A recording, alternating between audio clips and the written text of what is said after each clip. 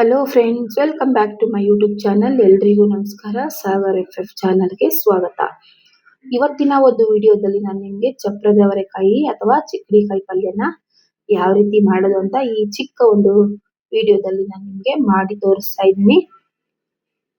ಬನ್ನಿ ಹಾಗಾದ್ರೆ ಯಾವ ರೀತಿ ಮಾಡೋದು ಮತ್ತೆ ಅದಕ್ಕೆ ಎಲ್ಲ ಏನೇನೆಲ್ಲ ಸಾಮಗ್ರಿಗಳನ್ನ ಹಾಕ್ತಾರೆ ಅಂತ ಈ ಒಂದು ವಿಡಿಯೋದಲ್ಲಿ ತಿಳಿಸ್ತಾ ಇದ್ದೀನಿ. ಇಲ್ಲಿ ಮೊದಲಿಗೆ ನಾನು ಒಂದು ಅರ್ಧ ಕೆಜಿ ಆಗುವಷ್ಟು ಚಿಕ್ಕಡಿಕಾಯಿನ ತಗೊಂಡಿದ್ದೀನಿ.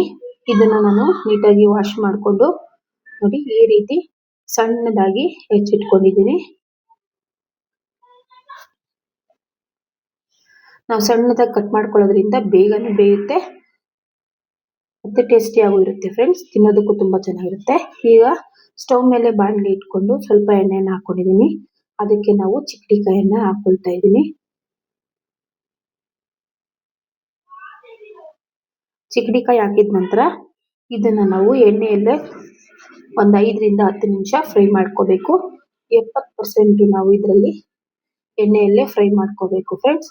ಇದರಲ್ಲೇ ಒಂದು 70% ಬೇಯುತ್ತೆ. ಅದಕ್ಕೋಸ್ಕರ ಈ ಚಿಕ್ಕಡಿಕಾಯಿ ಪಲ್ಯದಲ್ಲಿ ಪೊಟ್ಯಾಷಿಯಮ್, ಕ್ಯಾಲ್ಸಿಯಂ, ಐರನ್ ಕಂಟೆಂಟ್ ಜಾಸ್ತಿ ಇರೋದ್ರಿಂದ ನಮ್ಮಲ್ಲಿ ರಕ್ತದೊತ್ತಡವನ್ನು ನಿಯಂತ್ರಣ ಮಾಡುತ್ತೆ ಫ್ರೆಂಡ್ಸ್. ಜೊತೆಗೆ ರಕ್ತಹೀನತೆ ಸಮಸ್ಯೆಯನ್ನು ಕೂಡ ಕಡಿಮೆ ಮಾಡೋದಕ್ಕೆ ಸಹಾಯ ಮಾಡುತ್ತೆ. ಈಗ ಒಂದು ಕಪ್ ಅಷ್ಟು ನಾನು ಈರುಳ್ಳಿಯನ್ನು ತಗೊಂಡಿದ್ದೀನಿ, ಟೊಮ್ಯಾಟೊ, ಹಸಿರು ಮೆಣಸಿನಕಾಯಿ ಮತ್ತೆ ಕೊತ್ತಂಬರಿ ಸೊಪ್ಪು, ಧನಿಯಾ ಪುಡಿ, ಚಿಲ್ಲಿ ಪೌಡರ್ ಮತ್ತೆ ಅರಿಶಿನ ಪುಡಿ, ಕಡಲೆಬೇಳೆ, ಉದ್ದಿನಬೇಳೆ, ಕಡಲೆ ಬೀಜ ಮತ್ತೆ ಬೆಳ್ಳುಳ್ಳಿ, ಮೆಣಸಿನಕಾಯಿ. ಈಗ ಇದನ್ನ ಸ್ಟವ್ ಮೇಲೆ ಪ್ಯಾನ್ ಇಟ್ಕೊಂಡಿದ್ದೀನಿ. ಅದನ್ನ ಎಲ್ಲದನ್ನು ಅದ್ರಲ್ಲಿ ಹಾಕಿ ನಾವು ಒಂದು 2 ರಿಂದ 5 ನಿಮಿಷ ಲೋ ಫ್ಲೇಮ್ ಅಲ್ಲಿ ಇದನ್ನ ಫ್ರೈ ಮಾಡ್ಕೋಬೇಕು ಫ್ರೆಂಡ್ಸ್. ಜಾಸ್ತಿ ಹೊತ್ತೇನು ಫ್ರೈ ಮಾಡೋದೇನು ಬೇಡ.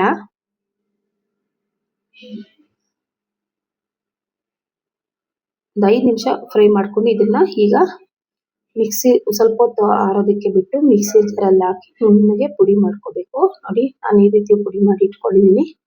ಬನ್ನಿ ಹಾಗಾದ್ರೆ ಯಾವ ರೀತಿ ಮಾಡೋದು ಅಂತ ಹೇಳ್ಕೊಡ್ತಾ ಇದ್ದೀನಿ. ಈಗ ಸ್ಟವ್ ಮೇಲೆ ಬೇರೆ ಬಾಣಲೆಯನ್ನು ಇಟ್ಟು ಎಣ್ಣೆಯನ್ನು ಹಾಕ್ಕೊಳ್ತಾ ಇದ್ದೀನಿ. 2 ಟೇಬಲ್ ಸ್ಪೂನ್ ಅಷ್ಟು ಎಣ್ಣೆಯನ್ನು ಹಾಕಿದ್ದೀನಿ. ಈಗ ಕಾದ ನಂತರ ಅದಕ್ಕೆ ಸಾಸಿವೆಯನ್ನ ಹಾಕ್ಕೊಳ್ತಾ ಇದ್ದೀನಿ. ನೋಡಿ ಸಾಸಿವೆ ಸಿಡಿದ ನಂತರ ಕರಿಬೇವು ಸೊಪ್ಪನ್ನ ಹಾಕೋಬೇಕು. ನಂತರ ಹೆಚ್ಚಿಟ್ಕೊಂಡಂತಹ ಈರುಳ್ಳಿಯನ್ನ ಹಾಕಿ 2 ನಿಮಿಷ ನಾವು ಫ್ರೈ ಮಾಡ್ಕೋಬೇಕಾಗುತ್ತೆ.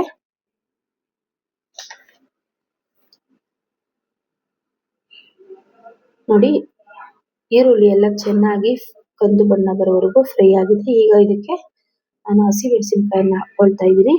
ಹಸಿಮೆಣಸಿನಕಾಯಿ ಹಾಕೋದ್ರಿಂದ ಪಲ್ಯ ತುಂಬಾನೇ ಟೇಸ್ಟ್ ಇರುತ್ತೆ.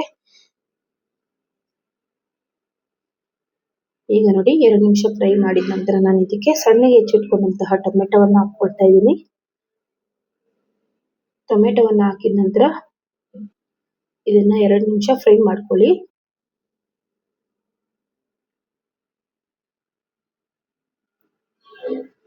ನೋಡಿ ಟೊಮೆಟೊ ಹದವಾಗಿ ಬೆಂದಿದೆ. ಈಗ ನಾವು ಅದಕ್ಕೆ ಮೊದಲೇ ನಾವು ಎಣ್ಣೆಯಲ್ಲಿ ಫ್ರೈ ಮಾಡಿ ಇಟ್ಕೊಂಡಂತಹ ಚಿಕ್ಕಡಿಕಾಯನ್ನ ಹಾಕೊಳ್ಬೇಕು. ಚಿಕ್ಕಡಿಕಾಯನ್ನ ಹಾಕೊಂಡು ಇದರಲ್ಲಿ ಒಂದು 2 ನಿಮಿಷ ನಾವು ಪೂರ್ತಿಯಾಗಿ ಮಿಕ್ಸ್ ಆಗೋ ರೀತಿ ನಾವು ಫ್ರೈ ಮಾಡ್ಕೋಬೇಕು.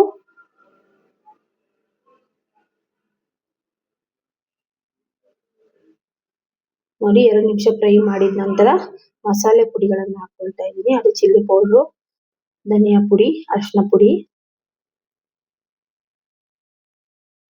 ಹಾಕಿದ ನಂತರ ಹಸಿ ವಾಸನೆ ಹೋಗೋವರೆಗೂ ನಾವು ಫ್ರೈ ಮಾಡ್ಕೋಬೇಕಾಗುತ್ತೆ ಫ್ರೆಂಡ್ಸ್.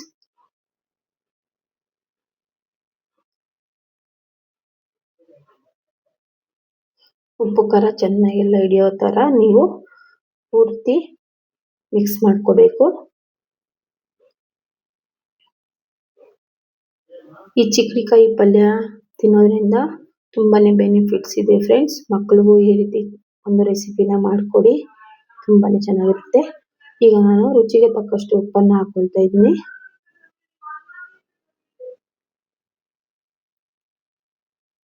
ನೀವು ಪಲ್ಯಕ್ಕೆ ನೋಡ್ಕೊಂಡು ಹಾಕೊಳ್ಳಿ, ಒಂದೇ ಸರಿ ಉಪ್ಪನ್ನ ಹಾಕೋಬೇಡಿ. ನಾವು ಒಂದು 5 ರಿಂದ 10 ನಿಮಿಷ ಇದನ್ನ ಫ್ರೈ ಮಾಡ್ಕೋಬೇಕು.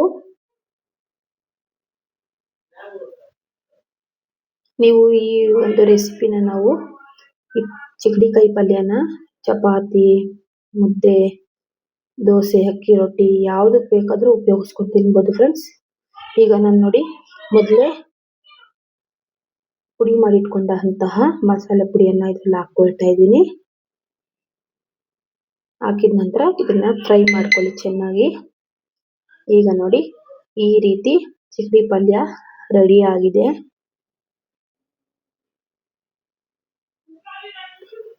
ನೋಡಿ ಎಷ್ಟು ಸಾಫ್ಟ್ ಆಗಿ ಬೆಂದಿದೆ ಅಂತ. ಈಗ ಕೊನೆಯದಾಗಿ ಇದಕ್ಕೆ ಕೊತ್ತಂಬರಿ ಸೊಪ್ಪನ್ನ ಹಾಕಿ ಮಿಕ್ಸ್ ಮಾಡ್ಕೊಳ್ಳಿ.